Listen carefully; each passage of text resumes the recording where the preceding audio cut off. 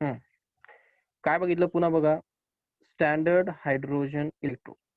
ठीक आहे, पेपरमध्ये विचारला जातो. तर त्याला बनवायचं कसं? तर एक सुरुवात होती ती म्हणजे प्लॅटिनमची प्लेट. प्लॅटिनमच्या प्लेटला लावलेली असते कॉपरची वायर. त्याच्यामध्ये ऍड केलेलं असतं थोडंसं मर्क्युरी. ते का केलेलं असतं ते नंतर डिस्कस करू. इथे थोडं मर्क्युरी टाकलेलं. नंतर त्याला बाहेरून लावलेलं असतं एक जॅकेट. जॅकेट म्हणजे कप सारखं लावलेलं असतं. ठीक आहे, आणि त्या कप मध्ये पाठवला जातो बाहेरून हायड्रोजन गॅस. पाठवला जातो हायड्रोजन गॅस. फक्त इम्पॉर्टंट लक्षात ठेवायचं, त्याचं प्रेशर असतं 1 atmosphere. हे भरपूर महत्वाचं. Hydrogen gas 1 atmospheric pressure. Okay.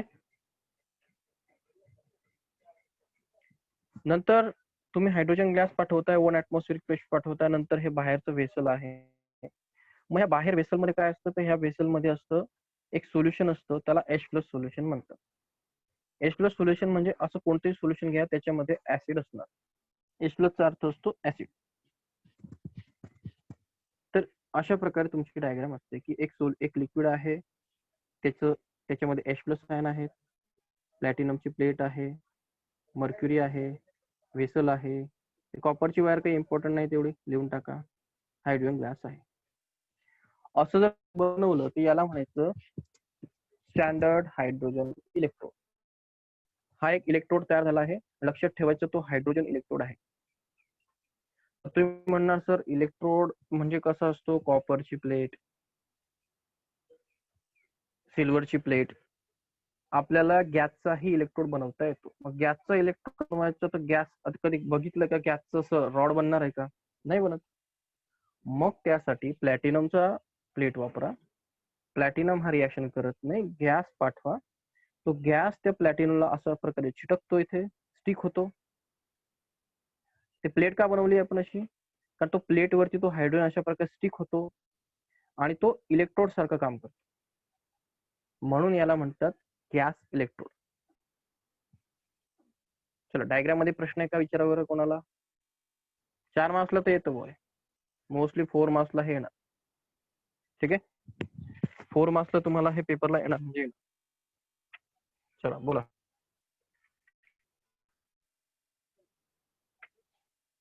Hello, जाऊ पुढं. हो सर. हॅलो, हो सर. बोलायचं का?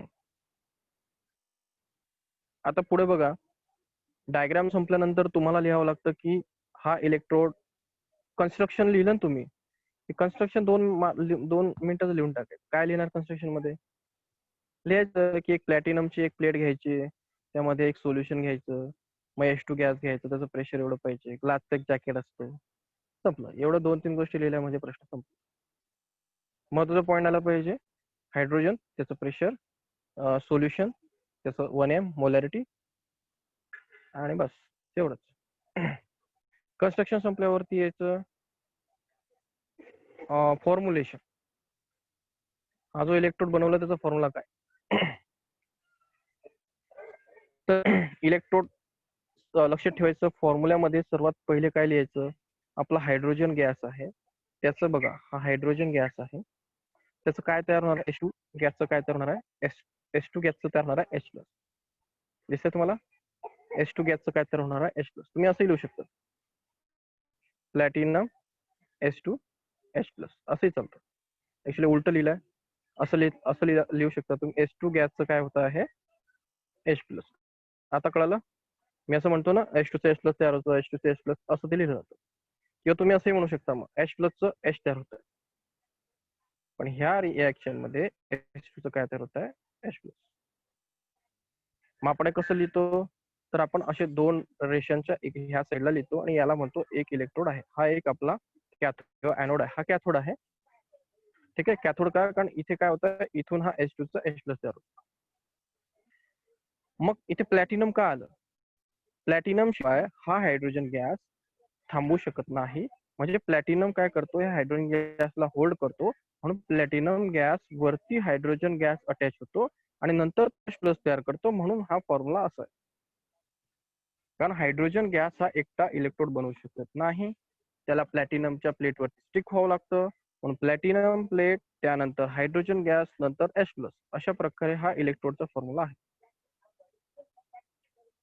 मग आता आपण बघणार की हे झालं फॉर्म्युला. आपण कधीही कोणतीही गोष्ट जेव्हा स्टडी करतो तेव्हा काय स्टडी करतो की तिथे रिॲक्शन कोणती होते. मग रिॲक्शन सिंपल होते. आपण काय पाठवलं इथे रिॲक्शन काय होणार आहे, हे बघा, हा इलेक्ट्रोड रिॲक्शन काय होणार आहे, तर इथे इलेक्ट्रोड रिॲक्शन अशी होणार आहे की हा H2+ आहे, त्याचं काय तयार होणार आहे, ट्वाइस इलेक्ट्रॉन, आणि हायड्रोजन गॅस रिलीज होणार आहे. दिसतोय का? ऍक्च्युली उलट आहे हे. उलट म्हणजे की तुमच्या बुक मध्ये उलट दिलं, ऍक्च्युली असं का दिलं मला समजलं नाही. हे मागचं बुक आहे का माधवी? माधवी, हो आहे सर. मागच्या बुक मधला हायड्रोजन इलेक्ट्रोड आहे का बघ बरं तुझ्याकडे. त्यांनी जरा उलट केलंय, रिव्हर्स केलाय. बघ बरं, सोप्या गोष्टीला हार्ड करून टाकलाय.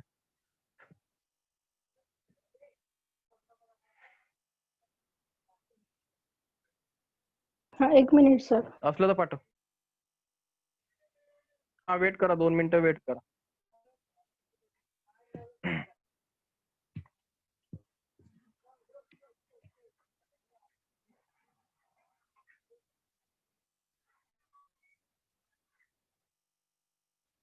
हे बघा, हे जे आहे हे पुढचं एकदमच चिल्लर आहे. म्हणजे ऍक्च्युली फक्त तुम्हाला प्रश्न थेरी 1-2 थेरी विचारला जातो आणि हे संपलं, इथे चॅप्टर संपून जातो.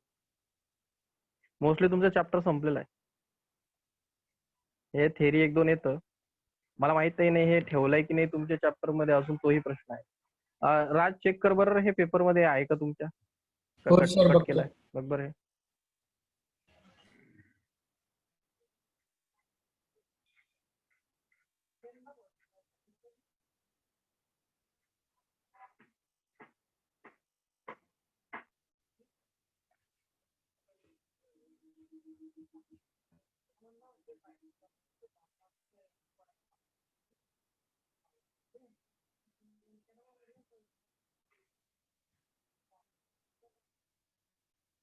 हे तर 5.10.1 नाहीये सर, आणि 5.10.2. 5.10.1 5.10.1 कुठे 10.1? तोपर्यंत सगळं सर. 5.10 आहे हा. 5.10 आहे हा. 0.1 आणि 0.2 म्हणजे नाहीये. 1 आणि म्हणजे हा तुमचा ड्राय सेल नाही, हा, ड्राय सेल नाहीये. हा पॉइंट, हा हा सर, पोर्शन कट आहे. पाठवलेत फोटो मी.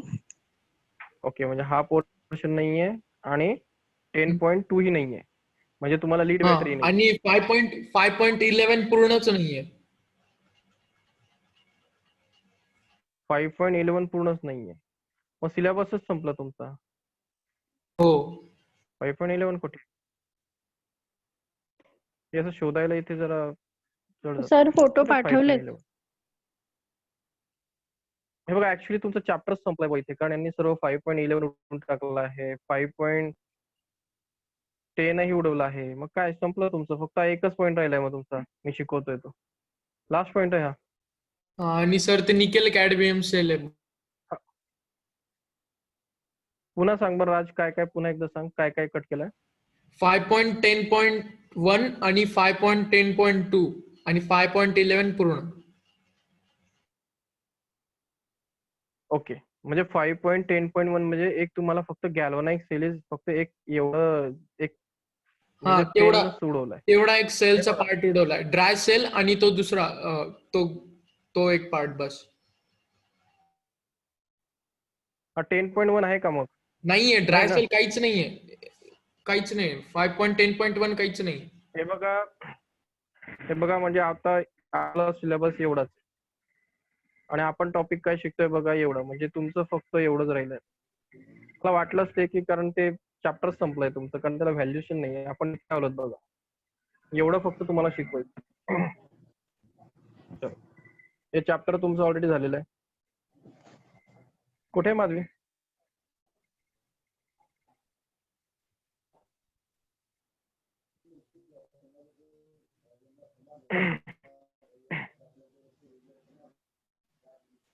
हे बघा, मागच्या पुस्तकात रिॲक्शन ती दिली वाटतं. हे बघा, हे मागचं पुस्तक आहे तुमचं. मागच्या पुस्तकामध्ये रिॲक्शन करेक्ट दिली आहे. H2 गॅस आहे. तुम्ही H2 गॅस सप्लाय केला, त्याचं त्या सोल्युशन मध्ये काय होतं, H+ तयार होतं बघा. आणि त्यातला हे बघा, H2 च ट्वाइसच प्लस तयार होणार आहे ना, म्हणजे 2 H आहेत, तर त्यापासून 2च H+ तयार होणार ना, का एकच होणार? 2 होणार. पुढे 2 तयार होतात आणि 2 तयार झाल्यामुळे 2 इलेक्ट्रॉन बाहेर पडतात आणि त्याचं व्होल्टेज 0 असतं. त्याचं व्होल्टेज काय असतं? 0 असतं. किंवा याला रिव्हर्सही वापरता येतो. याला असाही वापरता येतो, तो उलटाही वापरला जातो. उलटा म्हणजे कसा?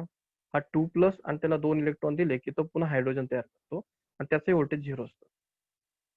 मग तुम्ही म्हणणार सर हे असं काय, म्हणजे तुम्ही H2 चं 2+ करतात, त्यातून 2 इलेक्ट्रॉन काढतात, 0 म्हणतात.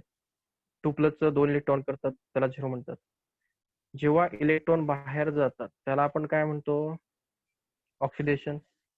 याला काय म्हणतो? रिडक्शन. म्हणजे हा सेल ऑक्सिडेशन मध्येही काम करतो, हा सेल रिडक्शन मध्येही काम करतो आणि याचं व्होल्टेज 0 असतं. मग हे का महत्वाचं आहे, म्हणजे एवढं आपण का शिकतोय? तर यासाठी शिकतो आहे की हा जो स्टँडर्ड हायड्रोजन इलेक्ट्रोड असतो, याला आपण SHE म्हणतो, स्टँडर्ड हायड्रोजन इलेक्ट्रोड. याच्यामध्ये आपल्याला इथे बघा, इथे आपल्याला व्होल्टेज मिळतंय, आपल्याला व्होल्टेज 2 मिळालं. म्हणजे आपण लिहितो E cell is equal to 2 voltage, म्हणजे आपल्याला सेल ह्या टोटल सेलचं व्होल्टेज 2 मिळालं. हा जो झिंक आहे याचं व्होल्टेज छोटं, याचं व्होल्टेज आपल्याला माहित नाही आहे. हे जे आपण झिंक प्लेट टाकलीत ना सोल्युशन मध्ये, याचं व्होल्टेज आपल्याला माहित नाहीये, त्याच्यासोबत आपण हा लावलाय. हे बघा, पुन्हा थोडस स्टेटमेंट चेंज करतो. मला हे जे मी एक लिक्विड घेतलं आहे, त्यात झिंकची प्लेट टाकली आहे, मला शोधायचं की ह्या झिंकच्या प्लेटमध्ये टाकल्यामुळे मला किती व्होल्टेज मिळालं, हा किती तयार करतोय ते मला शोधायचं. मग ते शोधण्यासाठी मी काय करणार, त्याच्या सोबत हा आपला स्टँडर्ड हायड्रोजन इलेक्ट्रोड लावणार. मग हा प्लस असेल, हा मायनस असेल तर हा प्लस सारखं काम करणार, हा मायनस असेल तर हा प्लस सारखं, हा प्लस असेल तर मायनस सारखं, हा दोघांसारखा पुढच्या नुसार स्वतःला ऍडजस्ट करतो. म्हणून तो H2+ च H बनवतो आणि H च H+ बनवतो. मग तुम्हाला इथे व्हॅल्यू 2 मिळाली, इथे काय व्हॅल्यू मिळाली? 2 मिळाली. 2 का मिळाली? 2 यासाठी मिळाली, डायरेक्टली आपण इथूनच दाखवतो. हे बघा, हा सेल आहे, यामध्ये तुम्हाला ह्या हाफ सेलचं, हे बघा, याला एक सेल म्हणतात इक्वल टू आणि याला दुसरा हाफ सेल म्हणतात इक्वल टू. हे आधी कळायला पाहिजे तुम्हाला. तुम्हाला शोधायचं की या Zn चं व्होल्टेज किती आहे. मग तुम्ही काय करणार, त्यासोबत आपला हा रेफरन्स हायड्रोजन इलेक्ट्रोड चिटकवणार. मग रेफरन्स हायड्रोजन ऍटम चिटकवल्यामुळे तुम्हाला इथे अॅमीटर तर तुम्ही लावला, तर तुम्हाला रिडिंग मिळालं, ते रिडिंग मिळालं 0.767 इथे तुम्हाला रिडिंग मिळालं. मग तुम्ही काय म्हणणार, आपल्या टोटल सेलचं व्होल्टेज किती आहे, एवढं आहे. ओके. आणि मग तुम्हाला फॉर्म्युला माहिती आहे, काय फॉर्म्युला माहिती आहे? Cathode minus anode. मायनस वाला कॅथोड असतो, मग तो आधी इथे लिहा, मायनस वाला इथे येणार, प्लस वाला इथे येणार. मग हा मायनस तर हा प्लस असणार, मग आपल्याला रेफरन्स वाला इथे आणि Zn वाला इथे. टोटल तुम्हाला माहिती आहे किती मिळालाय? 0.76. मग फायनल तुम्हाला डायरेक्टली रिडिंग इथे दिसतंय 0.76. हा कॅथोड इथे आहे, एनोड इथे आहे. तर मग तुम्हाला माहिती आहे की हे जे आपलं स्टँडर्ड हायड्रोजनचं पोटेन्शियल असतं ते काय असतं? काय असतं? 0 असतं. माहिती आहे ना, स्टँडर्ड हायड्रोजनचं पोटेन्शियल काय असतं? 0 असतं. आता सांगितलं मी, हे बघा, 0. त्याला कुठेही वापरा, त्याची व्हॅल्यू 0 असते.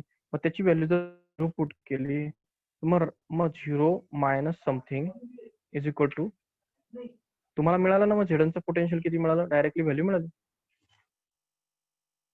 म्हणजे तुम्हाला जर पुढच्याचं व्होल्टेज कॅल्क्युलेट करायचं असेल तर आपण याला इथे वापरू. पॉईंट करतोय. हे बघा, तुमचा एक इलेक्ट्रॉन आहे, हा दुसरा इलेक्ट्रॉन. याची व्हॅल्यू तुम्हाला एक्स काढायची आहे, याची व्हॅल्यू तुम्हाला माहिती आहे 0 आहे, आणि फायनल वेळ तुम्हाला हे बघा याची व्हॅल्यू फायनल व्हॅल्यू तुम्हाला मिळाली 10. हायड्रोजन इथे लावलाय, तर लक्षात ठेवायचं हायड्रोजनची व्हॅल्यू 0 असते, म्हणजे याचीच व्हॅल्यू ती 10 असली पाहिजे. प्रश्न समजला? रेफरन्स इलेक्ट्रोड हा दुसऱ्याची व्हॅल्यू चेक करण्यासाठी वापरला जातो. या इलेक्ट्रोडची व्हॅल्यू किती आहे ते शोधण्यासाठी आपण याला वापरतो. हा 0 असतो. नाही कळालं? जास्त झालं का वेळ?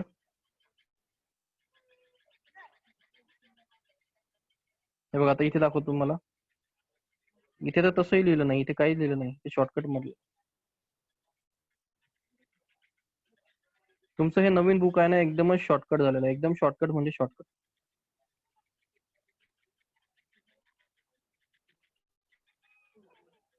हे कळालं का सांगा मला. हे बघा, हा आपला स्टँडर्ड इलेक्ट्रोड आहे, हा आपला नॉर्मल आहे. नॉर्मलचं आणि स्टँडर्डचं आपल्याला माहिती आहे, normal plus standard is equal to इथे काहीतरी मिळालं एक्स, 10 मिळालं. आणि नॉर्मल ची व्हॅल्यू आपल्याला काढायची होती, स्टँडर्ड आपल्याला 0 असतं, म्हणजे नॉर्मलची व्हॅल्यू किती आहे 10. मॅथ एवढं कळतं ना जामरे? हा पॉईंट कळतोय का? माझा आवाज येतोय का? शेखर पाटील? हो सर. सिंपल पुन्हा सांगतो अजून. हे बघा, तुमचा नॉर्मल इलेक्ट्रोड हा आहे, त्याचं व्हॅल्यू आपल्याला काढायची आहे. स्टँडर्ड सोबत तो मिक्स केल्यामुळे त्याची व्हॅल्यू 0 आहे. इक्वल टू तुम्हाला इथे हेडिंग 10 मिळालं. याचा अर्थ 0 ला काही व्हॅल्यू नसते. तुम्ही जो हा वापरला याची व्हॅल्यू 10 आहे. म्हणून याला, या रेफरन्स इलेक्ट्रोडला दुसऱ्यांचं व्होल्टेज मोजण्यासाठी वापरतात. कारण याचं व्होल्टेज आपल्याला 0 हे ऍक्च्युली माहितीच असतं. मग रेफरन्स इलेक्ट्रोड कोणाला म्हणतात? की ज्याचं व्होल्टेज 0 असतं किंवा आपल्याला माहिती असतं त्याला रेफरन्स इलेक्ट्रोड म्हणतात. मग स्टँडर्ड हायड्रोजन इलेक्ट्रोड हा एक रेफरन्स इलेक्ट्रोड आहे का? कारण त्याचं व्होल्टेज आपल्याला माहिती आहे. ज्याचं व्होल्टेज आपल्याला माहिती आहे किंवा त्याचं व्होल्टेज 0 आहे, त्या आपण दुसऱ्यांचं मोजण्यासाठी वापरतो, त्याला रेफरन्स म्हणून वापरतो. रेफरन्स समजतं ना? आता तुम्हाला 1 किलो भाजी घ्यायची आहे, तर हे हा काटा आहे, इथे 1 किलो आहे. तुम्हाला 1 किलो कोणती भाजी आणायची, तर हा 1 kg तुमचा रेफरन्स आहे ना. तुम्ही 1 kgच्या रेफरन्स मध्ये इथे भाजी टाकता आणि मोजता, ते इक्वल आले की तुम्ही म्हणता ओके सर, हे 1 किलोची भाजी आहे. मग तुमचा रेफरन्स काय झाला? 1 kg. तर रेफरन्स म्हणजे काय, की त्याच्या तो 0 आहे म्हणून तुमची दुसऱ्याची व्हॅल्यू 10 आली, कारण तो ऍक्च्युली स्वतःच 0 आहे. तर अशा प्रकारे हा एक रेफरन्स इलेक्ट्रोड आहे, त्याची व्हॅल्यू स्वतःची 0 असते आणि तो दुसऱ्यांची व्हॅल्यू कॅल्क्युलेट करणारे वापरला. मग त्याची व्हॅल्यू किती? स्वतःची 0. आणि तो दुसऱ्यांच्या व्हॅल्यू दाखवतो, कारण आपल्याला हा फॉर्म्युला वापरता येतो. हा फॉर्म्युला, यात त्याची स्वतःची व्हॅल्यू बघा, त्याची स्वतःची व्हॅल्यू 0 असते, याची स्वतःची व्हॅल्यू 0, म्हणजे टोटल व्हॅल्यू ही Zn ची असते. मग याचा उपयोग काय होतो? तर याचा it's a primary reference electrode. हा सर्वात 1 नंबरचा रेफरन्स इलेक्ट्रोड आहे. तुम्हाला विचारलं तर मग स्टँडर्ड हायड्रोजन इलेक्ट्रोड कोण आहे? तर हा रेफरन्स इलेक्ट्रोड आहे. दुसरं, याला का वापरला तो determine the standard potentials of other. म्हणजे ह्या झेडेनचं जर तुम्हाला काढायचं असेल, त्या झेडेन सोबत, हे बघा झेडेनचं काढायचं आहे, तर झेडेनला त्याच्यासोबत चिटकवा. हा आपला स्टँडर्ड हायड्रोजन इलेक्ट्रोड आहे बघा. हे बघा इकडे बघा, याचं चेक करायचं आहे आणि हा आपला हायड्रोजन आहे. ठीक आहे. मग फॉर्म्युला कसा बनवायचा? तर स्टँडर्ड जे आन्सर येणार आहे ते हायड्रोजन मायनस झेडेन. Hydrogen minus झेडेन. का? कारण झेडेन काय आहे? झेडेनचा Zn2 आहे. झेडेनला आपण Zn2+ मध्ये इकडे शिफ्ट करणार आणि आपण फॉर्म्युलामध्ये त्याला पुट करणार. फॉर्म्युला टाकल्यावरती तुम्ही हा फॉर्म्युला बनवणार, इथे याची व्हॅल्यू घेऊन टाकणार आणि आपला आन्सर काढून टाकणार. सिंपल आहे. एकदा वाचत आहे घरी. मग प्रॉब्लेम काय आहे, म्हणजे ह्या SHचा प्रॉब्लेम काय? याच्याने दुसऱ्याचं एवढं मोजता येतं, पण हायड्रोजन गॅस प्युअर आपल्याला मिळत लवकर नसतो. हा पहिला प्रॉब्लेम. दुसरा problem, pure hydrogen gas can not be maintain exactly. म्हणजे प्युअर हायड्रोजन गॅस असला तरी त्याचं प्रेशर 1 ऍटमॉस्फेरिक असेल का नाही याची गॅरंटी नाही. तुम्ही एका टँक मधनं हे बाई टँक असते त्यात हायड्रोजन गॅस असतो त्यातनं तू सोडतात. तो जेव्हा सोडतो ना आपण त्याचं प्रेशर काय होतं 1 ऍटमॉस्फेरिक राहणार आहे का? ते कमी जास्त होतं. टँक मधनं जेव्हा तो लीक केला जातो आणि तो पाठवला जातो तेव्हा प्रेशर आपल्याला 1 ऍटमॉस्फेरिक मेंटेन करता येत नाही. पुढची गोष्ट, हे जे H+ आयन कॉन्सन्ट्रेट असतं इथे, हे काय होतं, हे ऍक्च्युली हे 1+ राहत नाही. हेही 1+ H+ कॉन्सन्ट्रेशन राहत नाही कारण तिथे हायड्रोजनचे भरपूर बबल तयार होतात. म्हणून हा हायड्रोजन जो इलेक्ट्रोड आहे तो चांगल्या प्रकारे आपल्याला डिफिकल्ट असतो. कसं, हायड्रोजन गॅस ऑलरेडी प्युअर मिळत नाही. मिळाला त्याचं प्रेशर 1 ऍटमॉस्फेरिक ठेवता येत नाही. इथे H+ आयन जे असतात ते H+ आयन 1 त्याचं कॉन्सन्ट्रेशन राहत नाही का कारण तिथे भरपूर बबल होतात. हे दिसतंय ना तुम्हाला, बबल वगैरे जोरात होत असतात. गॅस त्या पाण्यामध्ये आपण सोडत असतो, एकदम ते फास्ट पाण्यामध्ये जात असतो गॅस. तर ते एक्झॅक्टली आपल्याला त्या कंडिशन मेंटेन नाही करता येत की H+1 मोलार 1 त्याचं concentration, 1 atmospheric pressure, pure hydrogen. मग त्यामुळे तो आपल्याला एक्झॅक्टली जसं तसा वापरता येत नाही. हा त्याचा प्रॉब्लेम आहे. लास्ट एक पॉइंट राहून गेलाय तो बघून घेऊ आता, शेवटचा. हायड्रोजन गॅस इलेक्ट्रोड बद्दल काय लिहिता येईल मग, तर असं लिहावं लागेल आपल्याला ते. Hydrogen gas electrode and pure, कुठे केलं रे, हे बघा, हा आपली रिॲक्शन झाली. 2+2 इलेक्ट्रॉन हे तर आपली रिॲक्शन आहे. जर तुम्हाला सांगितलं की याला नट्स इक्वेशन लावा आपलं, तर कसं लावणार इक्वेशन? हे तर तुम्ही पाठ केलेलं आहे. बघा मागचं इक्वेशन आहे की नाही, तेच आहे ना. फक्त इथे H+ आहे तर मी सांगितलं तर H+ ला बॉटमला घ्यायचं कारण तो रिॲक्टंट साईडला आहे आणि त्याला 2 आहे म्हणून स्क्वेअरला 2 लावायचं. ओके. मग तुम्ही म्हणणार सर इथे PH2 का आलेला आहे? इथे सर PH2 का आलेला आहे? तर P म्हणजे काय असतं, त्याचं आपण प्रेशर टाकतो. प्रेशर आपल्याला मेन्शन करावं लागतं. इथे प्रेशरही असतं आणि खाली कॉन्सन्ट्रेशन आहे आणि त्याच्यामुळे लक्षात ठेवायचं की इथे याची E0 ची व्हॅल्यू काय असते आणि इथे 0 असते. तर त्याचं स्टँडर्ड एक इक्वेशन तुम्हाला लर्न करावं लागेल. ऍक्च्युअली करण्याची गरज नाही, असं नट्स इक्वेशनला काही वापरत नाही. चला, बोर झालं का रे बाबा आता भरपूर? हॅलो, बोर झालं नाही का? सर. कारण मीच बोर होऊन गेलो तुम्हाला सांगतो. ठीक आहे. हे बघा, मला टॉपिक संपवायचा होता, काहीतरी थोडं घाईत मी केलं, पण तुमचा सिलेबस इथपर्यंतच आहे. हे चॅप्टर तुमचं संपलेलं आहे. चॅप्टर भरपूर महत्वाचं आहे आणि मला नाही वाटत की जास्त तुम्हाला काही डाऊट यामध्ये येतील. पुन्हा अभ्यास करा, माझा व्हिडिओ बघा. आपण याच्यावरतीच उद्या डिस्कस करणार, सीईटी वगैरे वगैरे, किंवा मग लागलं तर दुसरे मला माधवी फोन दुसरी असते कोणती तर, थर्मोडायनामिक्स, हॅलोल्केन असं काही असतं तर पाठवून दे, बघू. तर याच्यावर डिस्कस करू. बोला मला आता आपण याच्यातल्या कोणत्या टॉपिक वरून पाठवू? याच्यातले सर्व आतापर्यंत जेवढे झाले तेवढे सीईटी मध्ये जे आलेत,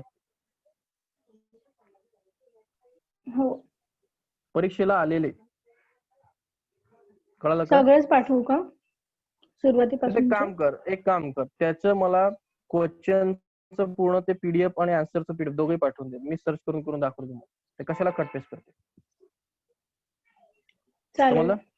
दोघेही हो. मला क्वेश्चन आन्सर दोघे मी 2 स्क्रीन करणार, वरती क्वेश्चन खाली आन्सर, फास्ट सॉल्व. तर एक गोष्ट लक्षात ठेवा, तर तुम्ही कुठे आहात ते बघा एकदा, म्हणजे तुम्हाला कळेल की आपण कुठे बिलॉंग करतो. केमिस्ट्री कुठे गेलं रे बुवा?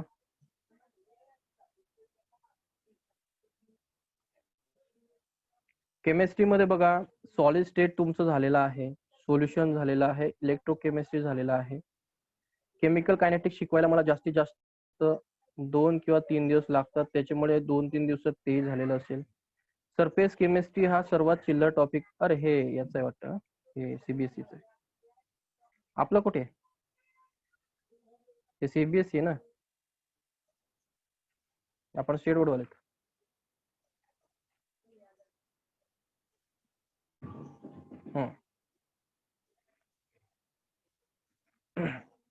सॉलिड स्टेट आपलं झालेलं आहे, सोल्युशन झालेलं आहे, आयनिक इक्लिब्रिया झालेला नाहीये, केमिकल थर्मोडायनामिक्स झालेला आहे, हा टॉपिक बाकी आहे.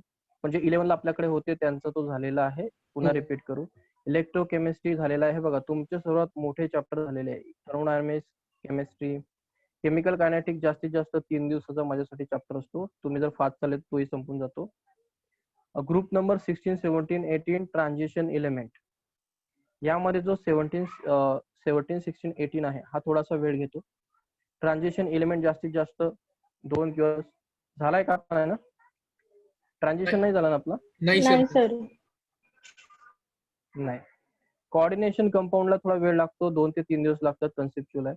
हे दोघंही टॉपिक घ्यायला जास्त वेळ लागत नाही. हॅलोजन डेरिव्हेटिव्ह झालेला आहे, अल्कोहोल झालेला आहे, अल्डिहाइड कीटोन वॉटर झालेला आहे. झालेला आहे का अल्डिहाइड? नाही. काय झालाय? हॅलो झांबरे? नाही सर. झाला सर. नाही झालं सर, नाही झालं. अल्डिहाइड कीटोन्स नाही झालं. ठीक आहे. अल्डिहाइड कीटोन समावेश नाही झालेले आहेत. बायोमॉलिक्युल्स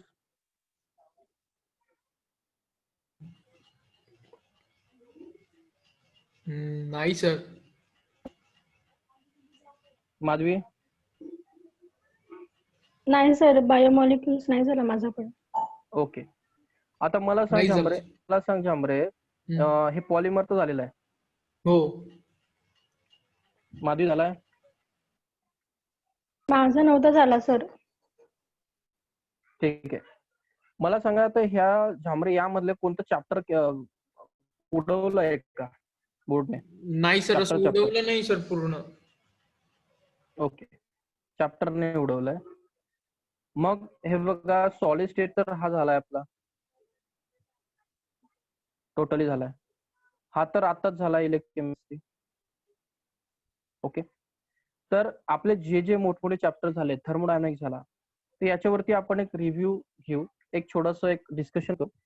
डिस्कशन करून त्याच्यावरती मग आपण महत्वाचे प्रश्न, तुम्हाला ऑलरेडी त्याच्यावरती आपल्या टेस्ट झाल्यात वाटतं, थर्मोडायनामिक्स वरती टेस्ट झाली आहे.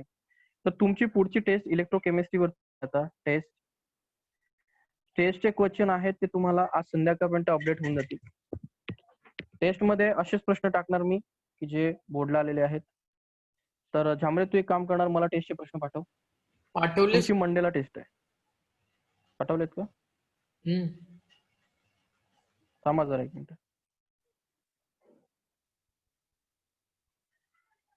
तुझं ते आता माझा मोबाईल फॉर्मॅट झाला रे, त्यामुळे आता मला ते सापडणार नाही झांबरे, पुन्हा पाठवावं लागतील तुला. राज,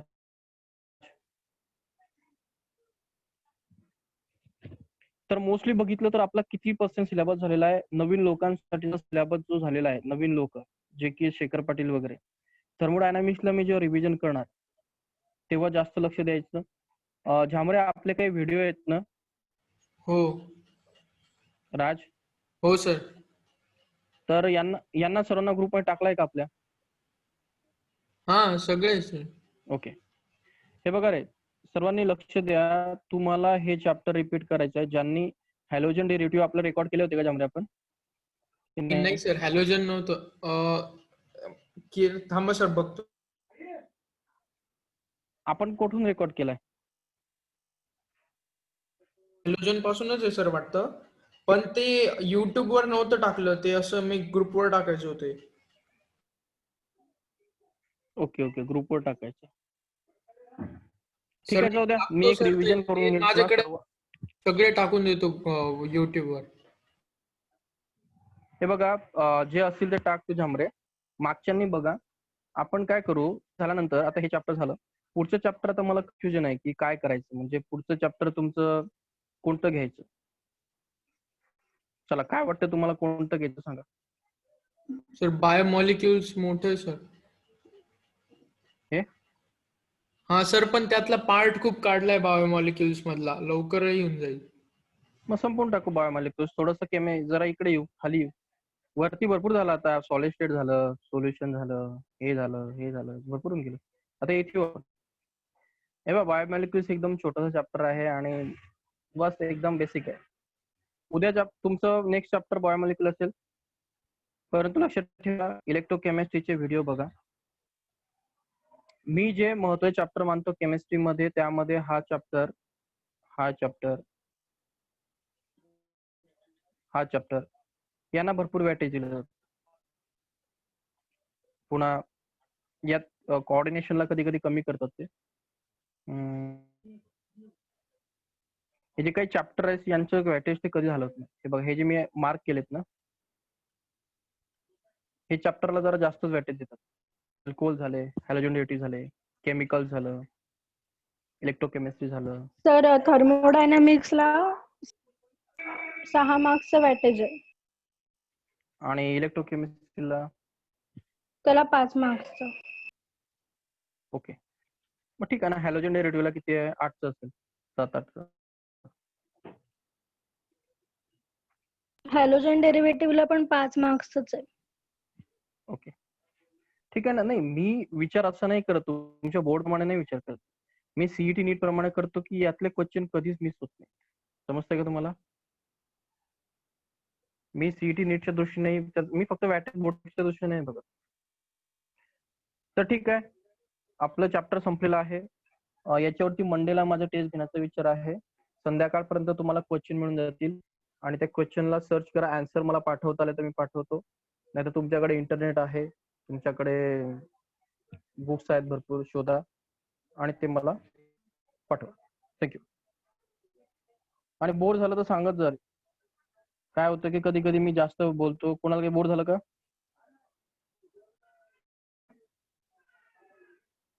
इकडे प्रतीक्षा कुठे आहे? हा सर. बोर नाही झालं ना? नाही. कुशन परदेशी गायब झाला वाटतं. कारवा पाटील? हो सर. शेखर पाटील गायब झाला. मला समजत नाही हे कसं काय असं चालतंय तर. ठीक आहे, वेगळंच ओपन होत आहे. तर आपल्याला गिब्स एनर्जी बघायचं आहे. गिब्स एनर्जी हा टॉपिक आपण स्टार्ट केला होता. सांगितलं होतं गिब्स एनर्जी म्हणजे काय. गिब्स एनर्जीचं ऍक्च्युली फॉर रिलेशन असतं. हे वेगळंच ओपन झालं काहीतरी, चुकलं काहीतरी.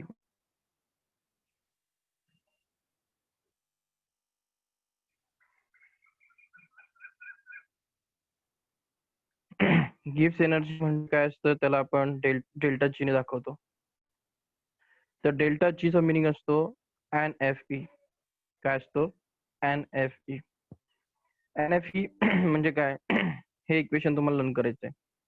या इक्वेशन मध्ये महत्वाची गोष्ट जी म्हणजे गिब्स एनर्जी असते. NFE म्हणजे काय असतं, तर याला म्हणतो आपण इलेक्ट्रिकल वर्क. हे असतं इलेक्ट्रिकल वर्क. म्हणजेच delta G is equal to NFE. मध्ये मायनस का असतं? कारण डेल्टा जी कमी झाल्यावरती वर्क इलेक्ट्रिकल वर्क वाढत असतं. दोघांमध्ये अपोजिट रिलेशनशिप असते, म्हणजे X is equal to -y. याचा मिनिंग काय असतो? याचा हा थोडा अपोजिट असतो. तर सिंपल आहे, डेल्टा जी कमी झाल्यामुळे हे वर्क काय होतं? वाढतं. म्हणून आपण इथे मायनस साइन यूज करतो. एन काय आहे, एफ काय आहे, ई आहे, आपण मागच्या लेक्चरला बघितलं. एन मोल ऑफ इलेक्ट्रॉन्स असतात, एफ हा फॅरेडे असतो, ई हा सेलचं पोटेन्शियल असतं. डेल्टा जी हे गिब्स एनर्जी. गिब्स एनर्जी म्हणजे एक एनर्जीचा टाईप असतो की जी एनर्जी आपल्याला आउटपुट वर्क देत असते. ठीक आहे, डायरेक्टली आपण प्रॉपर्टीवर जाऊ. पॉइंट नोटेड काय आहे की डेल जी हा जेव्हा निगेटिव्ह असतो, थर्मोडायनामिक्स मध्ये शिकवलंय तुम्हाला मी.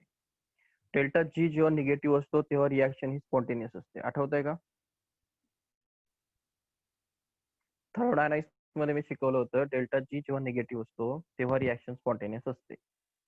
एस जेव्हा पॉझिटिव्ह असतो तेव्हा रिॲक्शन स्पॉन्टेनियस असते, आणि जी जेव्हा निगेटिव्ह असतो तेव्हा रिॲक्शन स्पॉन्टेनियस असते. हे दोन गोष्टी तुम्हाला शिकवल्या गेल्या. एस म्हणजे एंट्रोपी आणि जी म्हणजे गिब्स एनर्जी. हो माधवी? हो सर. डोक्यात बसून घ्या, डेल्टा जी जेव्हा निगेटिव्ह असतो तेव्हा रिॲक्शन ऑटोमॅटिक होते, रिॲक्शन जेव्हा स्पॉन्टेनियस होते तेव्हाच आपल्याला बाहेर इलेक्ट्रिसिटी मिळते. ही रिॲक्शन इथे होणार नाही तर तुम्हाला इलेक्ट्रिसिटी बाहेर मिळू शकणार नाही. जो सेल आहे तुमचा त्यामध्ये डेल्टा जी निगेटिव्ह असलं पाहिजे तरच ते सेलमध्ये रिॲक्शन होईल आणि तुमच्या मोबाईलला इलेक्ट्रिसिटी मिळेल. नाही तर तुमच्या मोबाईलच्या बॅटरीमध्ये रिॲक्शनच स्वतःच होत नाही आहे आणि ते तुम्हाला काय इलेक्ट्रिसिटी देणार. जी रिॲक्शन स्वतः होते ते आउटपुट देते. ठीक आहे. तर डेल्टा जी निगेटिव्ह असल्याशिवाय रिॲक्शन स्वतःहून होत नाही. मग लक्षात ठेवायचं निगेटिव्ह झाल्याशिवाय हे रिॲक्शन होत नाही. तर डेल्टा जी निगेटिव्ह म्हणजे काय स्पॉन्टेनियस. भरपूर एक्झाममध्ये विचारला प्रश्न. प्रश्न हा होता की ह्या टॉपिक मध्ये करायचं काय. करायचं काय नाहीये, तुम्हाला फक्त इथे प्रॉब्लेम सॉल्व्ह करायचा आहे. तुम्हाला विचारला जातो इथे प्रॉब्लेम. मग प्रॉब्लेम कसं विचारला जातो, तुमचं पहिलं इक्वेशन तर हे तुम्हाला रट्टा करायला सांगितलं मी, delta G is equal to n F. हा तुमचा फर्स्ट क्वेश्चन आहे. याला म्हणतो आपण की इलेक्ट्रिकल वर्क आणि थर्मोडायनामिक्सचं वर्क यातलं रिलेशन. या एका पॉइंट वरती प्रॉब्लेम सॉल्व्ह होतो पण कधी कधी नाही होत. पुन्हा तुम्हाला एक इक्वेशन वापरावं लागतं, त्याचं नाव आहे हा दुसरा इक्वेशन. हा डेल्टा जी जो असतो तो एन एफ इथं असतो, पुन्हा delta G R T integral of K असतो. R T integral of K म्हणजे काय, तर इंटिग्रल म्हणजे ते लॉगरिथम असतं, के म्हणजे काय असतो इक्विलिब्रियम कॉन्स्टंट असतो. आणि कुठे गेलं, हा टी टेम्परेचर असतो, आर हा गॅस कॉन्स्टंट असतो. यातलं हे इक्वेशन युज करा किंवा तुम्ही डायरेक्टली हे इक्वेशन तुम्हाला युज करते. बघा हे इक्वेशन जे आहे हे जे E0 से, मग तुम्ही काय करणार, हा डेल्टा जी कॉमन करणार, मग ह्या गोष्टी कॉमन होणार. हे दोन इक्वेशन तुमचे लर्न. तुम्हाला कधी कधी एन एफ दिलेलं असतं आणि सांगितलेलं असतं की के काढा.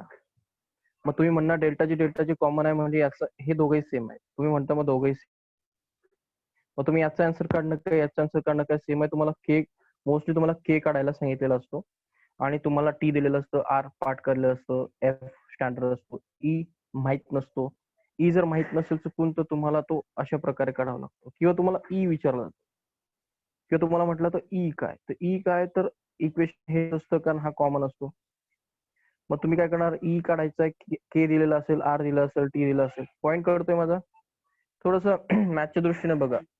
तुम्ही तर केमिस्ट्री पेक्षा मॅथ बघताय. तुमच्याकडे इक्वेशन नंबर 1 आहे, इक्वेशन नंबर 2 आहे. दोघं इक्वेशनची एक साईड सेम आहे. मायनस साईन सोडून द्या, इथे मायनस साईन देऊन टाका. दोघं गोष्टी सेम आहेत, या दोघं गोष्टी सेम असतात. यातली तुम्हाला एक व्हॅल्यू मिस केलेली असते आणि तुम्हाला सांगितलं असतं की सॉल्व्ह करा. ठीक आहे. पॉईंट कळतोय. पॉईंट कळाला का. हो सर. तर हे दोन इक्वेशन तुमचे लर्न असले पाहिजे. खालच्या गोष्टी लर्न नाही केलं तरी चालते. इम्पॉर्टंट आहे तुमचं टोटल.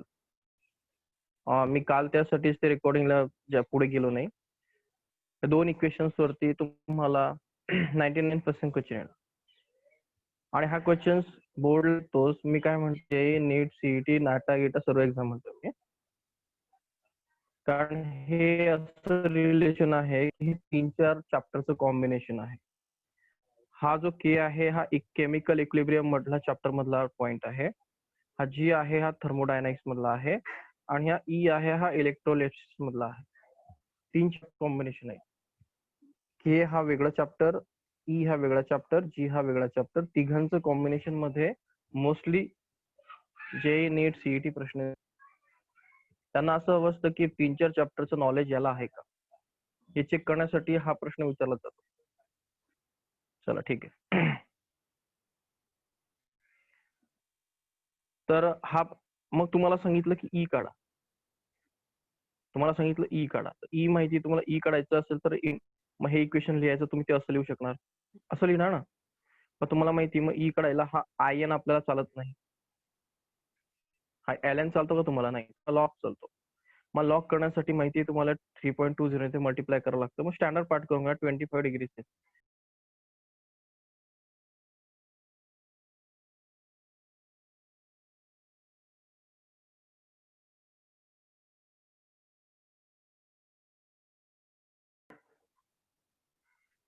हा सर. तर तुमचा फॉर्म्युला नंबर सध्या तुमच्या बुक, जर तुम्ही बोर्डच्या बुकनं अभ्यास करताय तर तुम्ही हा फॉर्म्युलाला रट्टा मारा. याच्यात के येतो, एन एफ येतो. तर हा बोर्डच्या दृष्टीने हा रट्टा मारा. 25 असेल तर हा रट्टा. हे बघ 25 आणि याच्यामध्ये काय फरक आहे फक्त की यांचं तुम्हाला हे यांचं डायरेक्टली आन्सर दिलेलं आहे. म्हणजे हे 2.03 RTF यांना जर तुम्हाला शॉर्टकट मारायचं असेल तर हा 25 ला हा शॉर्टकट मारता येतो. फक्त खाली n घेता येतो. म्हणजे हे 25 ने एक्झाम्पल सोपं होऊन जातं. तुम्हाला 0.0592 तुम्ही जर ऍड केलं तर तुम्हाला हे सॉल्व्ह करण्याची गरज नाही. एवढं याची व्हॅल्यू एवढी असते 25 ला. तर बघा जरा ते एकदा. आपण प्रॉब्लेम बघू. चला प्रॉब्लेम मध्ये काय काय दिलंय बघा. टिपिकल प्रॉब्लेम असतो. प्रॉब्लेम असाच असणार. तुम्हाला त्याला एक स्टँडर्डली असंच याच्यातनं सर्व तुमचे प्रॉब्लेम सॉल्व्ह होणार. हा एकच प्रॉब्लेम बघा किंवा तुमचं बुक म्हणते बघा. That's gives in calculate give standard energy. म्हणजे तुम्हाला काय काढायला सांगितलंय. गिव्स म्हणजे काय, तुम्हाला डेल्टा जी काढायला सांगितलं. ठीक आहे. कॅल्क्युलेट द स्टँडर्ड गिव्स एनर्जी. डेल्टा जी सांगितलंय तुम्हाला. आणि इक्विलिब्रियम कॉन्स्टंट. आणि इक्विलिब्रियम कॉन्स्टंट म्हणजे के. तुम्हाला डेल्टा जी सांगितलं आहे आणि के सांगितलं आहे. तुम्हाला चांगलं माहिती आहे डेल्टा जी आणि के जर तुमचे इक्वेशन पार्ट असले तुम्ही म्हणणार सर हे इक्वेशन वापरावं लागतं. हा डेल्टा जी आहे आणि हा के आहे. तुम्हाला समजतंय की हे इक्वेशन कुठेतरी आपण वापरणार आहोत. पण खाली तुम्हाला रिॲक्शन दिली आहे. हे इक्वेशन दिलं आहे. हे इक्वेशन कशाचं आहे तर हे इलेक्ट्रोलिसिसचं इक्वेशन आहे.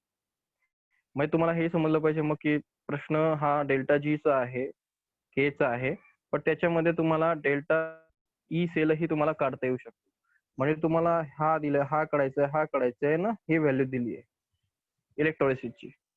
म्हणजे तुम्हाला हे इक्वेशन वापरून मग यांची व्हॅल्यू काढायची. प्रॉब्लेम त्याच फॉर्मॅटमध्ये असणार. गिव्हन दिलेलं आहे तुम्हाला कॅडमियमचं पोटेन्शियल दिलंय आणि एसएनचं पोटेन्शियल दिलंय आणि सांगितलंय की write the formula of the cell. तुम्हाला सांगितलं सेलचा फॉर्म्युला लिहा. आता आपण इथे बघणार की पहिलं आपण शोधणार की डेल्टा जी कसं काय. डेल्टा जी काढण्यासाठी तुम्हाला फॉर्म्युला माहिती आहे. आता सांगितला रट्टा मारा. Delta G equal to minus N F E. शोधा आता तिथे एफ काय असतो. एन एफ ई काढायचे तुम्हाला तर E0 सेल तुम्हाला माहित नाहीये. तुम्हाला सांगितलंय की एक इक्वेशन दिलेलं असेल त्याच्यामध्ये एक एनोड असतो एक कॅथोड असतो.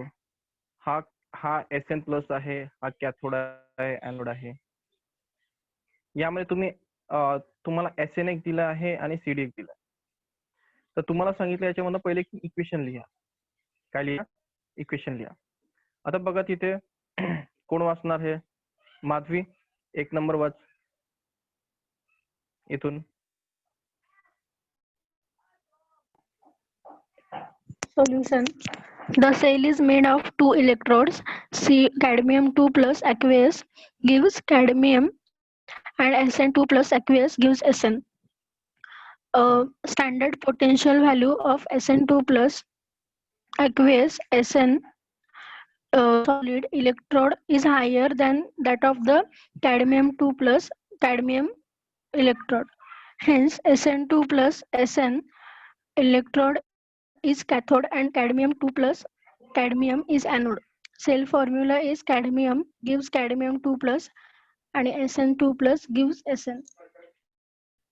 हे बघा तुम्हाला हा जो प्रॉब्लेम आहे याच्यामध्ये मागचाही प्रॉब्लेम सॉल्व्ह होतो. पुढचे इथे सर्वच प्रॉब्लेम सॉल्व्ह होतो. तुम्हाला सांगितलं आहे तुम्हाला हे फॉर्म्युला यूज करायचं आहे. तुम्हाला ह्या डेल्टा जी मध्ये माहिती आहे तुम्हाला E0 सेल काढावा लागतो आणि हाही प्रॉब्लेम सीईटी ला विचारला जातो की E0 सेल काढा. ठीक आहे. हाही एक प्रॉब्लेम मध्ये प्रॉब्लेम आहे. मागच्याच लेक्चर मध्ये बघितलं आपण की E0 सेल कसा काढायचा असतो. E of cathode minus E of anode शिकवलंय तुम्हाला. तर तुम्हाला हे तर समजलं पाहिजे यातला ही व्हॅल्यू कॅथोडची का ही व्हॅल्यू कॅथोडची हे तर समजलं पाहिजे. मागचा प्रॉब्लेम आठवतोय ना. E0 सेल काय होतं. E0 cathode minus E0 anode. पण तुम्हाला माहिती कॅडमियम कॅथोड आहे का हा कॅथोड आहे का हा माहित नाही. पण तुम्हाला हे समजतं की जेव्हा तुम्ही त्याला ह्या फॉर्म्युल्यामध्ये लिहिता हे हा आपला फॉर्म्युला रिप्रेझेंटेशन आहे. हे सेलचं स्टँडर्ड रिप्रेझेंटेशन आहे. हे असं माहित असलं की तुम्हाला समजतं की हा कोण आहे आणि हा कोण. याला आपण काय करतो सुरुवातीला एनोड असतो आणि लास्टला कॅथोड असतो हे आपल्याला माहिती आहे. पण हे तर समजलं पाहिजे की कॅडमियम आधी का आला आणि एसएन नंतर का आला हे तर कळायला पाहिजे. तुम्हाला हे काय आहे ही फायनल रिॲक्शन आहे, नेट रिॲक्शन आहे. तुम्हाला आधी समजलं पाहिजे की ह्या गोष्टीचं मेन इक्वेशन काय होतं. मग कसं शोधायचं? आपल्याला हे आवडतं, समजतंय ना? हे इक्वल टू म्हणजे सॉल्ट ब्रिज, हा इकडचा इलेक्ट्रोड आणि तिकडचा इलेक्ट्रोड. मग शोधायचं की हे कसं करायचं. मग जायचं की हे 2 इलेक्ट्रोड तुम्हाला दिसतंय मोस्टली इथे की कॅडमियम एक मेटल आहे आणि एसएन एक मेटल आहे. कॅडमियमचा कॅडमियम 2+ आहे, एसएनचा SN2+ आहे. पण आपल्याला हे नको आहे, आपल्याला असं इक्वेशन पाहिजे. मग आपण काय बघणार? त्या दोघांमध्ये बघणार की कोणाचं इलेक्ट्रोड पोटेन्शियल जास्त आहे. काय बघायचं? कोणाचं इलेक्ट्रोड पोटेन्शियल जास्त आहे. चला, या कॅडमियम मध्ये हे पोटेन्शियल आहे आणि एसएन ह्या प्लेट कॅटचं हे पोटेन्शियल आहे, ह्या प्लेटचं हे पोटेन्शियल. सांगा आता कोणाचं पोटेन्शियल कोणापेक्षा जास्त आहे? या एसएन ही व्हॅल्यू जास्त आहे का ही व्हॅल्यू जास्त आहे ते आधी सांगा. -0.4 मोठा असतो का -0.1 मोठा असतो? 0.1. कधी लक्षात ठेवा, मॅथमॅटिक्स मध्ये मायनस मध्ये जो छोटा असतो तो मोठा असतो. मायनस मध्ये जो छोटा तो मोठा. म्हणजे तुम्ही मायनस मध्ये जर असं लिहिलं तर इथे -1 आधी येतो ना, +4 नंतर येतो आणि इथे छोटं होत जाते व्हॅल्यू इकडे वाढत जाते. -1 हा मोठा असतो -4 पेक्षा, एवढं कळालं पाहिजे. 0.4 पेक्षा 0.1 हा मोठा असतो. आधी मॅथ आलं पाहिजे. मॅथ कळालं का एवढं? सर -0.1 हा 0.4 पेक्षा मोठा असतो. क्लिअर आहे का? पुढे जाऊ मग. क्लिअर झालं आता? हो सर. मॅथ वाले एवढं मॅथ 5वीत शिकवलं तर बरं.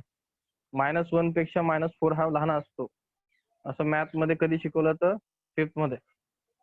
तर -4 हा -1 पेक्षा काय असतो? छोटा असतो असं लिहितात.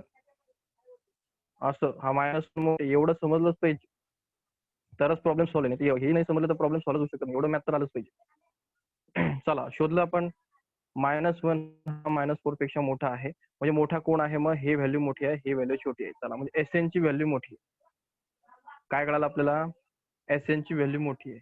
ज्याची व्हॅल्यू मोठी आहे तो काय असतो? कॅथोड. तो काय असतो? कॅथोड. कॅथोड म्हणजे काय? तर आपल्या इक्वेशन मध्ये मी काय सांगितलं? कॅथोड हा 2 नंबर असतो आणि एनोड हा 1 नंबर असतो. म्हणजे 1 नंबरला मग कोण आला? कॅडमियम. मग कॅथोड हा कॅथोडला आला. आता एसएन ची व्हॅल्यू मोठी आली म्हणून तो कॅथोडला आला. मग आपल्याला इक्वेशन डायरेक्टच लिहिता येतं. एसएन चा S2+ असतो. मग असं लिहिणार आपण SN2+ आणि इथे 1 डॅश आणि एसएन. याची इकडे काय असणार आहे? कॅडमियमचं काय होणार? कॅडमियम 2+. कॅडमियमचं कॅडमियम 2+ होणार, SN2+ चं SN होणार. ही आपली रिॲक्शन आणि मध्ये 2 लाईन. कळालं इक्वेशन कसं बनवलं? इक्वेशन कसं बनवलं समजलं? हो सर. शेखर पाटील. शेखर हो पाटील. सर, कळालं. ह्या एवढ्यामध्ये एकच ट्रिक्स होती. इक्वेशन बघायचं, ज्या ई च्या व्हॅल्यू आहेत त्यातली मोठी व्हॅल्यू बघायची. त्याला आपलं जे इक्वेशन याच्यामध्ये जर याची मोठी आली तर म्हणायचं हा 2 नंबर आहे. मग मध्ये इक्वल टू मारायचं. हा SN2+ वरनं त्याचं SN तयार करायचं कारण हा मोठा आहे. नंतर कॅडमियमचं काय करायचं? कॅडमियम 2+ करायचं. हे आपलं इक्वेशन आहे. यासाठी तुम्हाला 1 मार्क्स मिळणार. हे कशावरनं बनवलं इक्वेशन आपण? तर कोणाची व्हॅल्यू मोठी त्याच्यावर. कारण तुम्हाला सांगितलं होतं की इथे write the formula of the cell. सेलचा फॉर्म्युला लिहा. मग सेलच्या फॉर्म्युल्यासाठी हा फॉर्म्युला नसतो, असा फॉर्म्युला असतो. मग त्यासाठी आपल्याला शोधावं लागलं की हा मोठा आहे म्हणून इकडे आणि हा छोटा आहे म्हणून हा गधा इकडे. मग हा कॅथोड आहे, हा एनोड आहे. मग तुम्हाला सांगितलं होतं सेलचं पोटेन्शियल कसं काढतात? सेलचं पोटेन्शियल काढतात cell potential of cathode minus cell potential of anode. 10 वेळा पाठ करायला सांगितलं. मग सेल पोटेन्शियल ऑफ कॅथोड म्हणजे काय? सेल पोटेन्शियल कॅथोड कोण आहे आपला? SN. हे दिलेलं आहे. मग SN0 मायनस हे SN आणि हे CDचं. SN ची व्हॅल्यू काय आहे 0.136. पुढं मायनस मायनस मायनस प्लस झालं, हे काय आहे 0.04. तर अशा प्रकारे त्या व्हॅल्यू इथे पुट करायचे आणि आन्सर काढायचं. आणि हे जे आपण इक्वेशन बनवलं त्या इक्वेशनचं पोटेन्शियल आलं 0.27 हे व्होल्टेज आलं. पॉईंट कळतोय ना? एवढं कळलं? एवढं कोणाला कळत नाहीये बोला. किती लोक आहेत? थांबा जरा 1 मिनिट बघू द्या.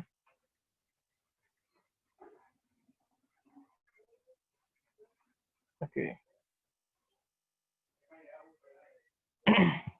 कोण कमी आहे? सिद्धेश कमी आहे. आदित्य काही आला नाही का आज?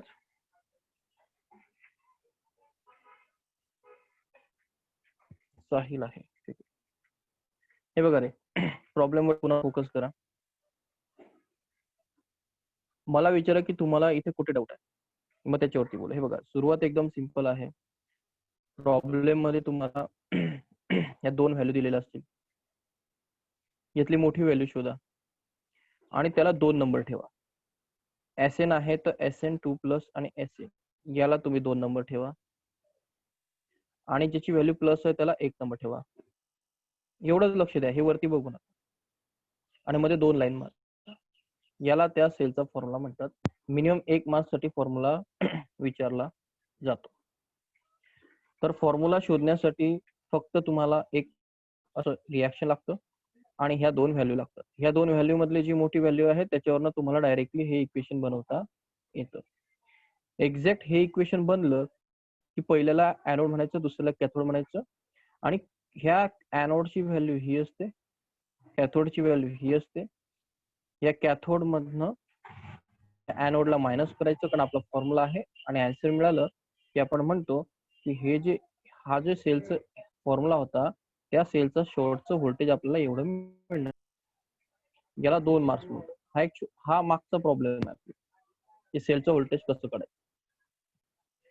मग सेलचं व्होल्टेज काढलं की आपल्याला हे मिळालं सेलचं व्होल्टेज.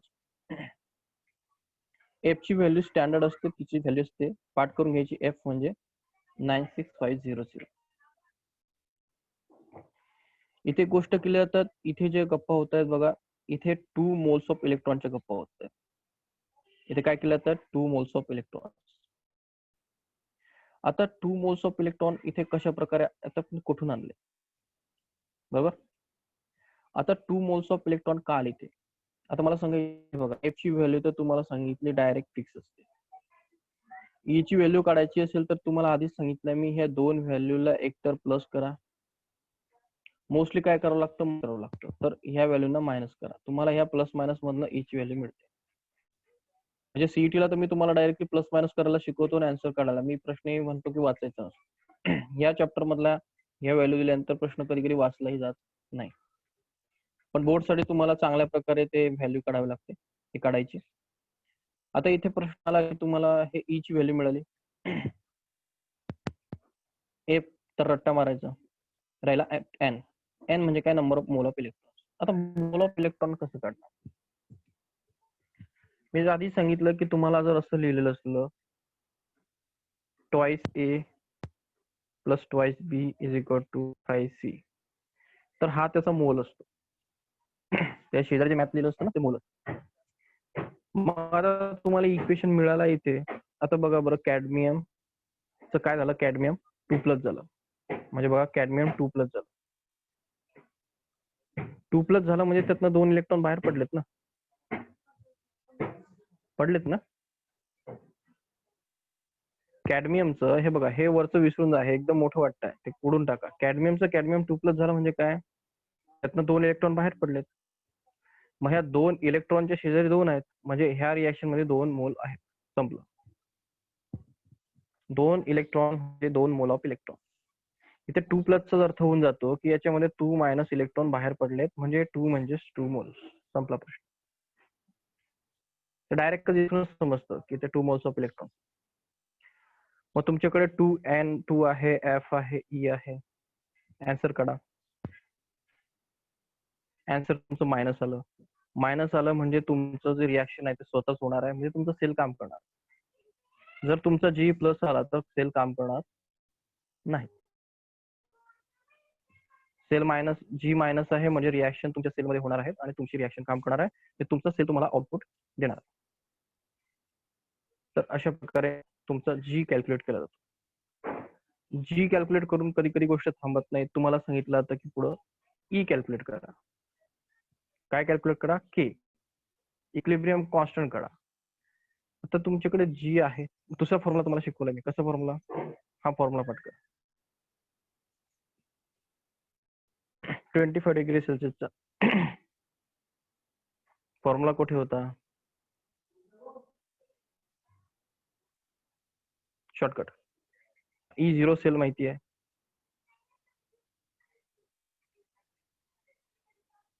टाका व्हॅल्यू. E0 सेल माहिती आहे. हे तर वरती स्टँडर्ड असतं. एन किती आहे? 2 माहिती आहेत. लॉग ऑफ के, केच्या ठिकाणी तुम्हाला लॉग ऑफ के काढायचं आहे. हे व्हॅल्यू सॉल्व्ह करायच्या. लॉग ऑफ के पुन्हा कंटिन्यू करायचा. लॉग ऑफ के चा काढण्यासाठी त्याचा अँटी लॉग घ्यायचा. अँटी लॉग म्हणून हे लिहायचं. लॉग बुक असेल तर अँटी लॉग काढायचं, नाही तर असं जसं सोडून द्यायचं. लॉगला इकडे आलं की अँटी लॉग लिहितं. ठीक आहे. हे बघा, याची व्हॅल्यू तुम्हाला 9.02 झाली. या लॉगला इकडे अँटी लॉग म्हणून लिहा आणि सोडून द्या. लॉग बुक असेल तर सॉल्व्ह करा, नसेल तर सोडा. प्रॉब्लेम एकदम सिंपल आहे. ट्रिक्स तुम्हाला फक्त कळाली पाहिजे.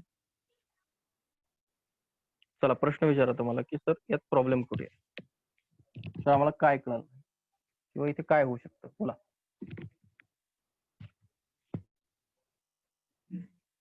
चला बोला.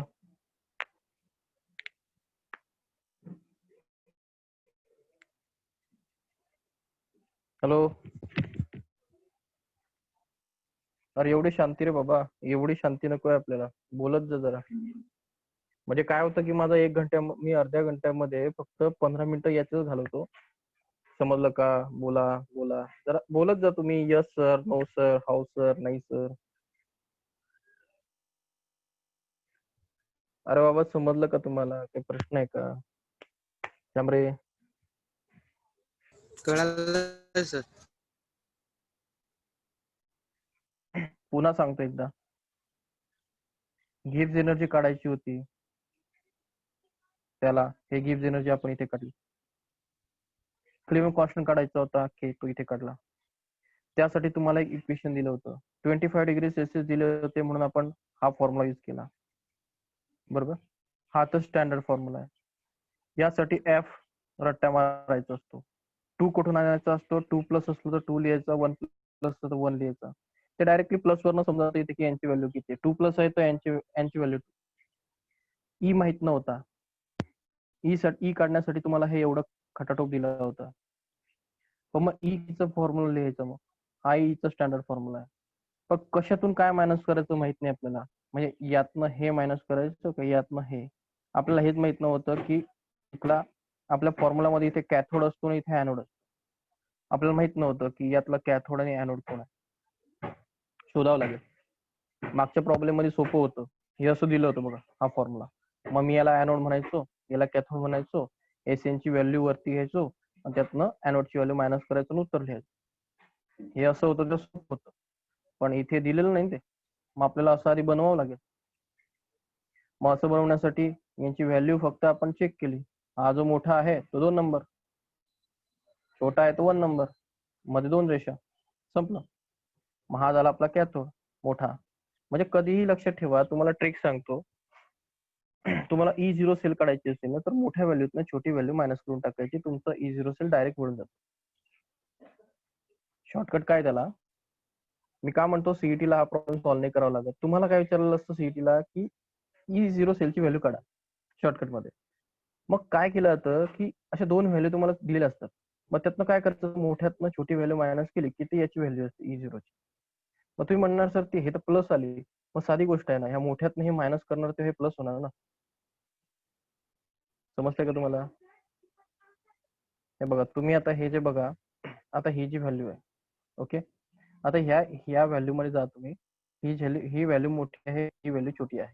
आता ही व्हॅल्यू तर मायनस आहे, पण ही जी व्हॅल्यू आहे ते मायनस मायनस प्लसच होणार आहे बघा. यातनं हे मायनस करा, तुम्हाला हीच व्हॅल्यू मिळणार आहे 2.0.2. कारण लक्षात ठेवा ना, इथे काय असतं, मायनस फॅक्टर असतो आणि आपली ही मायनस व्हॅल्यू असते, म्हणजे ते काय होऊन जाते, प्लस होऊन जाते. ते प्रॅक्टिस न समजेल तुम्हाला.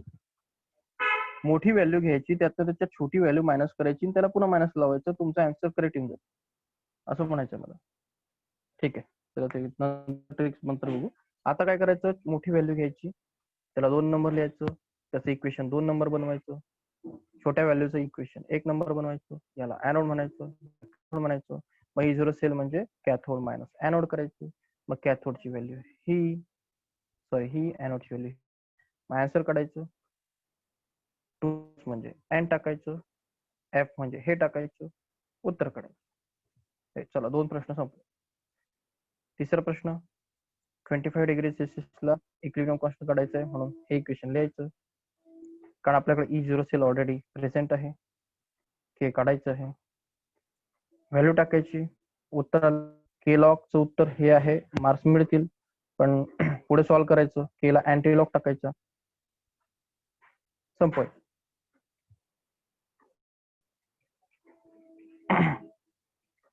तर अशा प्रकारे तुमचं गिब्स एनर्जीचा इथे महत्त्वाचा प्रॉब्लेम संपला.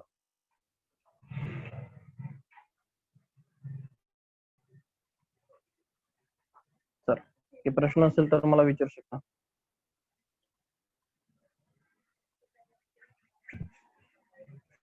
हॅलो, विचारा प्रश्न विचारा. प्रश्नाची अपेक्षा आहे मला, प्रश्नांची अपेक्षा आहे, नाही तर मला झोप लागते.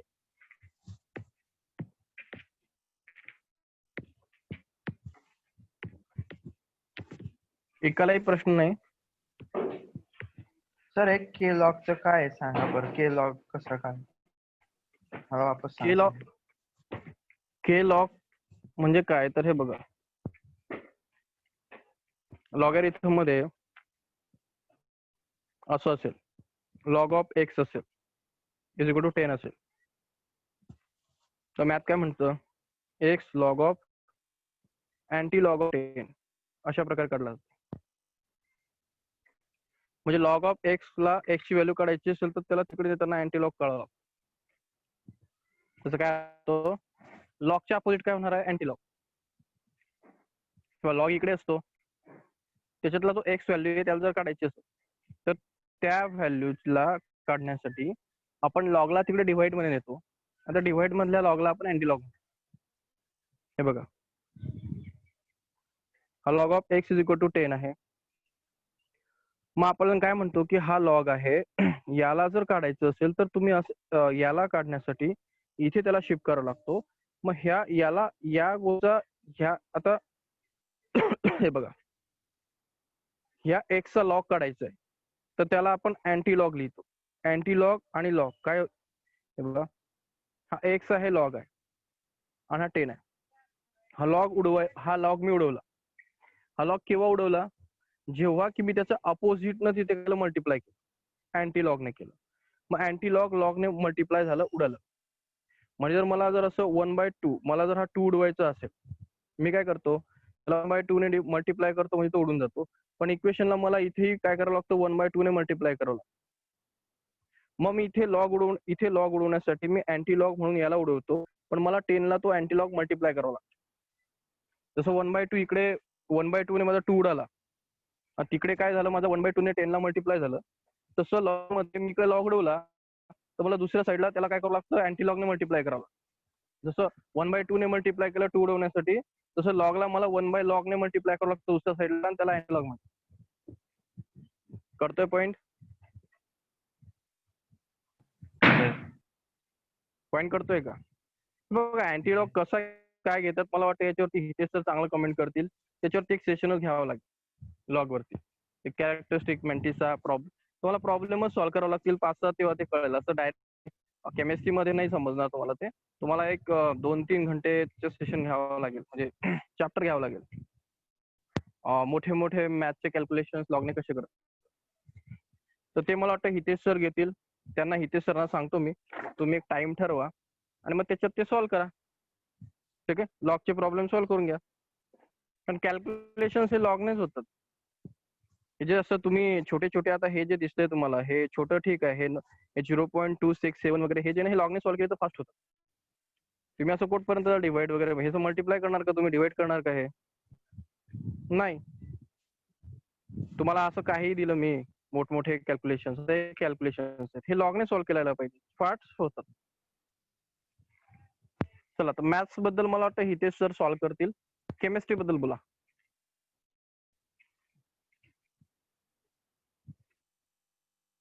काही डाऊट नाही प्रॉब्लेम मध्ये आला तर व्हिडिओ पुन्हा बघा आणि त्याच्यावरती मग आपण बघू. जायचं पुढं. हॅलो इकडे प्रतीक्षा आहे की नाही? हा सर आहे ना. तर प्रॉब्लेमला पुन्हा बघा एकदा पुन्हा रिकॅप करतो.